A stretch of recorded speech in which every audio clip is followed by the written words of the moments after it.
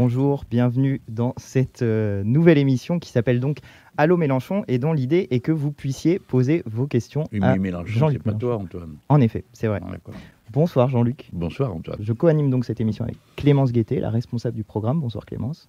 Bonsoir Antoine. Et bonsoir donc, Clémence. Bonsoir Jean-Luc. La raison principale de cette émission d'un genre nouveau, où vous allez pouvoir poser vos questions toute la soirée, c'est la sortie très prochaine de notre livre programme. C'est la semaine prochaine, le 18 novembre. J'en profite pour vous dire que vous pouvez le précommander sur mélenchon2022.fr pour l'avoir dès le 18. Mélangen, je te donne la parole. Il faudrait que tu actives ton micro. C'est parti. Et pourquoi tu tutoies les gens je sais pas. Je l'ai fait par principe, mais c'est vrai. Alors, ajouter comme intervenant, tu peux poser une question. Oui, bonsoir, tu m'entends? Oui, je t'entends. Bonsoir. Oui, bonsoir Jean-Luc, bonsoir tout le monde, toutes et tous. Moi, je voudrais aborder le problème de la chasse.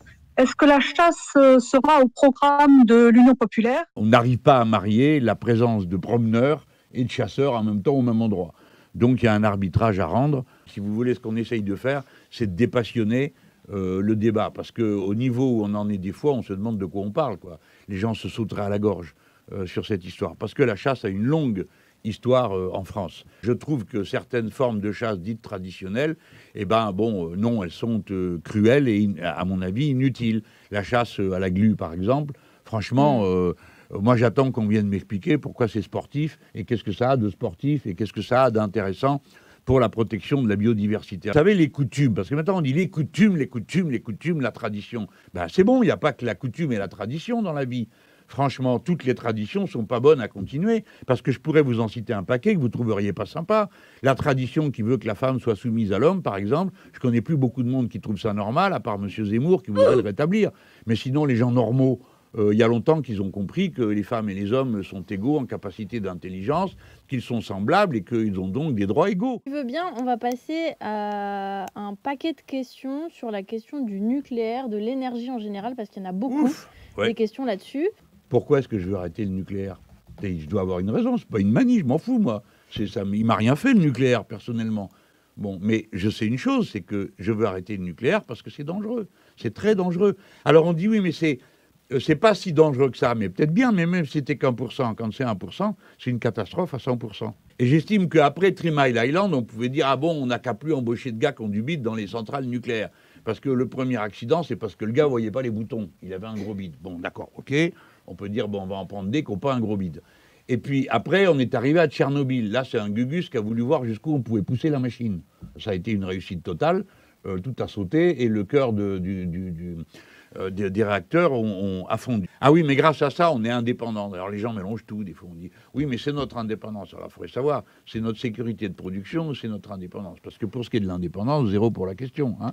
On dépend de deux pays dans lesquels on se fournit. Et j'aime mieux vous dire que, disons qu'au moins dans un d'entre eux, c'est pas un modèle pour nous. Là où Hollande s'est déguisé avec un chapeau en mouton là, et je sais pas quoi. Alors l'autre, il lui a dit, tu vas mettre ça, comme ça tu seras joli. Et Hollande l'a mis parce qu'il n'a pas le choix. On achète 90% de notre uranium là-bas. Donc l'autre, il décide ce qu'il veut. Et s'il lui avait demandé de se déguiser en Mickey, Hollande l'aurait fait parce qu'il n'avait pas le choix. Et puis que Hollande, c'est pas moi. Et moi, je me laisse pas déguiser. J'espère que vous entendez à ma voix, peut-être, je sais pas, il n'y a pas d'image là en ce moment. Si. Bah, il y a des images. Les gens te voient. Donc vous voyez, je suis pas en train de lire des fiches. Mais des fois, j'ai besoin de lire des fiches. Il y a des fiches devant moi parce qu'on ne peut pas mémoriser autant de choses.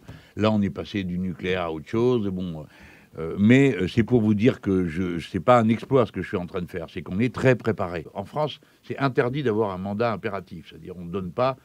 un élu n'est tenu de faire que ce qu'il croit bon de faire. Personne ne peut lui donner d'ordre. Je le sais parce que quand j'étais socialiste et qu'ils ont essayé de me donner des ordres, je leur ai lu les articles du code pénal pour le cas où ils essaieraient de me punir si je ne votais pas comme ils avaient prévu.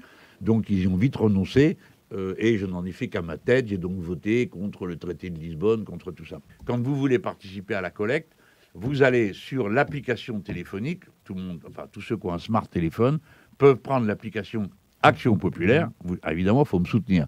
Si vous ne me soutenez pas moyen d'être dans Action Populaire. Donc, une fois que vous avez marqué « Je soutiens la candidature de Jean-Luc Mélenchon », vous accédez à tout le contenu. Et dedans, il y a la campagne pour aller chercher des signatures. Activez ton micro. Bonjour Lénie. Bonjour à tous. Bonjour. Merci infiniment de de m'accepter ma demande de question. Moi, j'ai 15 ans, ça fait maintenant 1 an et demi que j'ai rejoint la France Insoumise pour cet espoir là autour de votre candidature, Jean-Luc. Donc moi, ma question, elle est simple. Ça fait 2 ans que j'ai décidé d'arrêter de manger de la viande et du poisson pour des raisons éthiques, écologistes et personnelles. Et en fait, moi, je mange tous les midis à la cantine de mon établissement scolaire, donc le lycée public, qui ne fournit pas de repas équilibrés. J'ai que soit des féculents, soit des légumes, mais j'ai pas de source de protéines. Donc, est-ce que vous proposez quelque chose en faveur de toutes celles et tous ceux qui veulent devenir végétariens ou plus, peu importe leur conviction, pour les aider voilà, à manger différemment en respectant la planète? Je sais que l'avenir, c'est que ça ne peut pas continuer comme ça.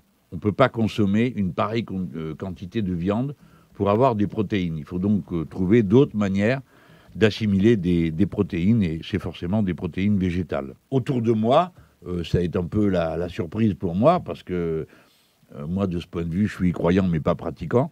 Donc je sais qu'il faut manger moins de viande, mais on ne peut pas non plus dire que je sois un modèle, malgré tous mes efforts pour le quinoa et l'épeautre et tout ça que je fais, hein, sérieusement. Voilà, je reste un consommateur de viande et de viande de qualité. Alors, embauche, pardon. Je sais pas ce qu'il y a dans ce foutu studio. J'ai le nez qui me pique, les yeux, les oreilles, tout. Qu'est-ce que vous avez mis là-dedans? Je sais pas. Il doit y avoir un peu de clim. Non, mais il doit y avoir de la clim, c'est ça possible, ouais. Vous pouvez pas arrêter ce machin avant que je meure? Quelqu'un qui voulait met sortir. Aria 430, les clims, c'est vraiment insupportable. T'es soutenu. Il y a Paris-Brest 29 qui te demande si tu es fan d'Asimov et si tu as lu Fondation. Bon, il faut sortir le dimanche, évidemment que j'ai lu Fondation. La preuve, c'est que je l'ai dit 50 fois. Et en particulier que c'est dans Fondation que j'ai trouvé l'idée de l'hologramme. Harry Seldon, le personnage central, arrive en hologramme. Et il est enregistré, il arrive quand il y a des crises. Parce qu'il a tout prévu, il a tout calculé. Donc il apparaît, il dit « Formidable, vous allez régler la crise comme ci et comme ça ». Puis un coup, évidemment, il s'amène. Et ce qu'il raconte n'a rien à voir avec la situation. Donc c'est la fin de cette époque-là. Et alors, moi, j'ai enregistré l'hologramme qu'on a fait à Lyon, puis ensuite, quand on en a fait 6. Donc, jusqu'à la fin des temps, vous pourrez me voir en 4D, en train de dire « Et maintenant, je suis à Dijon » et ainsi de suite. Il y a Premier Rat qui te demande ton signe astrologique. Oh. Qu'est-ce que c'est, le signe astrologique? Je pense que t'es Lion, non? C'est si t'es... Je suis né en août. Ouais, c'est ça. C'est Lion. C'est quoi? Il me semble que c'est Lion. Bah, ça dépend si t'es de la fin du mois, c'est Vierge. Fin du mois, c'est Vierge chez moi. Je vois qu'en régie, ils sont en train de nous dire oui, c'est Lion. Donc tu es Lion. J'ai une copie. Il y a MetaQuack qui te demande si tu vas légaliser le cannabis. Yes. Alors, pourquoi on va légaliser le cannabis? C'est pas que j'en fume, personnellement, j'en fume pas. Si vous légalisez, bah, vous tuez le trafic. Et puis, vous pouvez commencer à faire des campagnes de sensibilisation. Il faut arrêter de tout transformer en débat fondamental, terrible. Alors, vous êtes pour la légalisation du cannabis, aussitôt vous saute dessus toute la bonne société, hein, qui, elle, fume les pétards joyeusement, mais tranquillement, pour ne rien dire de ceux qui sont à la coque, hein, et il y en a partout et dans tous les milieux. Et alors, ceux-là, ils viennent vous faire des leçons de morale, vous vous rendez pas compte. Bon, en attendant, il faut bien faire une loi qui s'applique partout et qui donne des résultats. On pourrait essayer ça. Tous ceux qui ont essayé s'en sont bien sortis, hein. Donc, on pourrait, nous aussi, Français, pour une fois, pas être les derniers à faire les choses un peu audacieuses. Il est déjà quand même 22h20. Donc non, mais c'est ça, putain, c'est le grand oral de l'ENA permanent. Alors, Mélenchon, le cannabis, les soignants, l'agriculture bio, oh. On va peut-être en prendre une dernière. Non, mais c'est tout. Il n'y a que 2 questions légères. On ne peut même pas se marrer. Encore une question légère, je sais pas. Oui, il n'y avait pas une question sur le cactus. Il y a plein de gens qui te demandent tes recommandations lecture. La Luciole qui te demande qu'est-ce que tu lis en ce moment et qu'est-ce que tu recommanderais aux gens. Non, moi je ne recommande rien du tout parce que j'ai des goûts complètement fantasques. J'ai une méthode, c'est que j'achète les livres sans aucune raison de les acheter. Et depuis, je suis le président du club des amis des bouquins achetés n'importe comment dans les gares, c'est moi. Vu l'heure qu'il est, et vu que ce matin, tu as commencé quand même assez tôt, parce que tu as fait RTL ce matin. Ouais, parce que j'ai fait RTL ce matin, et il fallait monter sur la moto-taxi à 6h45. Ouais. Pour avoir la tête un peu déliée, il faut avoir le temps de se réveiller. Donc je me suis levé à 5h15, et bon, moi je fais pas de chichi, hein. Je suis un gars qui se couche très tard, tous les jours. mais 5 heures, non, pour moi, c'est pas ça.